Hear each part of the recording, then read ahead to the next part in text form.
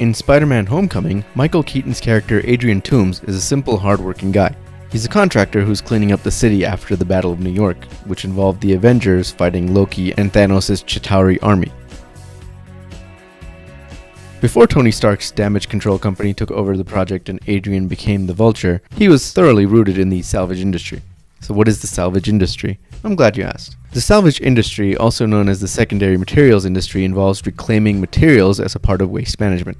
That means not only picking up garbage produced by households, offices, and industrial byproducts, but also cleaning up after destructive forces that toppled a building or sunk a ship and its cargo, like the Malaysia Job from Uncharted 4: A Thief's End. Key salvage materials that are optimal for recycling include paper, ferrous metals such as iron, non-ferrous metals such as not iron, glass, textiles and fabrics, rubber, and plastics. The people involved in the industry perform 5 key operations, ranging from acquisition to concentration, separation and purification, reduction, and preparation for shipment. These steps will depend on materials specifically and may not apply to all of them. The industry is structured starting with individual scavengers at the bottom tier who pick up junk to sell, to the next tier, the small and large dealers who buy from the scavengers and aggregate the materials. The following tier are the dealer processors who specialize in a type of waste, whether it's metals, paper, or textiles, etc. They process the waste they purchase and have the equipment to transform that waste before delivering it to scrap-consuming companies, to which they broker to. There are also brokers and specialized dealers at this level. Brokers buy and sell the waste without ever touching it or seeing it, and the specialized dealers, as the name suggests, focus on a specific waste material like non-ferrous metals. The final piece of the salvage industry supply chain are the consumers, the companies that purchase these salvaged goods as raw materials and use them in their final products.